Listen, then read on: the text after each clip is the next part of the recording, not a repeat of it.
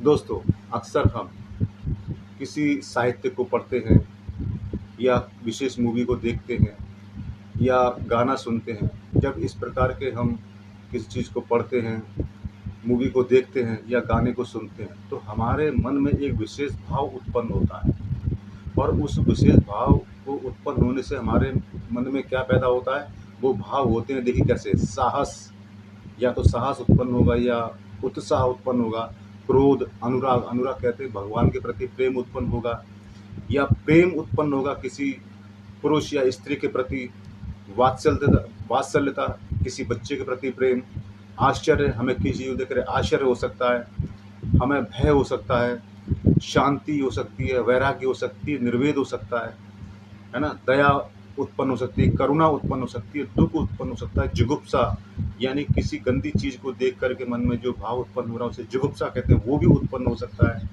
घृणा पैदा हो सकती है, हमें हंसी आ सकती है, हास आ सकता है। तो ये विशेष भाव उत्पन्न होते हैं कब? जब हम किसी साहित्य को पढ़ रहे हों, किसी नाटक को देख रहे हो या किसी गाने को सुन रहे हो, है ना। तो ये जब जब ये चीज़ें हम लोग पढ़ते हैं, सुनते हैं या देखते हैं तो हमारे मन में इस प्रकार के भाव उत्पन्न होते हैं, तो इसको कहते हैं हम लोग रस कहते हैं। लेकिन इस प्रकार के भाव अगर हमें अपने फ्रेंड सर्कल में बैठे हुए वहाँ पर भी इस प्रकार के भाव उत्पन्न हो जाए, हमें हंसी आ जाए या हमें क्रोध आ जाए, गुस्सा आ जाए, या अपने घर परिवार में भी क्रोध या गुस्सा आ जाए या हंसी आ जाए, तो क्या वहाँ पर भी ये रस कहलाएगा? नहीं, हर जगह ये रस नहीं कहलाएगा। केवल रस वहीं पर कहलाएगा जहाँ पर आप विशेष पहचान है इस बात के लिए कि रस कब कहलाएगा, जब आप साक्षी भाव में वहाँ पर उस चीज़ को महसूस कर रहे हो, उस विशेष भाव को महसूस कर रहे हो। मतलब क्रोध आ गया आपको, तो आप जब मूवी देख रहे हो आपको क्रोध आ गया किसी पात्र की एक्टिविटी से, किसी विलन की एक्टिविटी से आपको क्रोध आ गया, या किसी कलाकार की वजह से आपको हंसी आ गई, है ना। तो आपके मन में जो विशेष भाव उत्पन्न हुआ है वो वहाँ पर आप साक्षी भाव हो, मतलब आप जानते हो कि मैं इसमें इन्वॉल्व नहीं हूँ, मतलब मैं केवल एक श्रोता हूँ या दर्शक हूँ, ठीक है, या रीडर हूँ, पाठक हूँ, मैं इसमें इन्वॉल्व नहीं, मैं केवल इस चीज़ का आनंद ले रहा हूँ। तो वो ये एक आनंद की अनुभूति कराता है, या मतलब क्रोध होते हुए भी आपको ये आनंद की अनुभूति दे रहा है, क्योंकि आप जानते हो कि ये जो मैं देख रहा हूँ ये एक नाटक है या एक साहित्य है या गाना है, या जो भी मैं देख रहा हूँ वो है,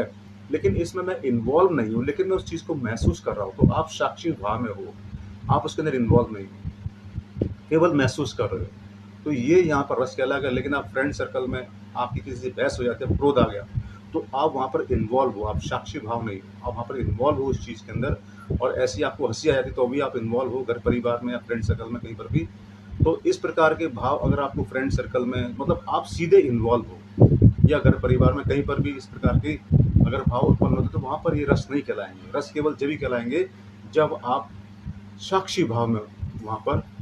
हो। तो इसी प्रकार से मैं आपको और भी इस प्रकार की जानकारी दूंगा। बने रहिए मेरे इस वीडियो में, और आगे मैं ऐसे प्रकार की वीडियो देता रहूँगा जानकारी भरे हुए।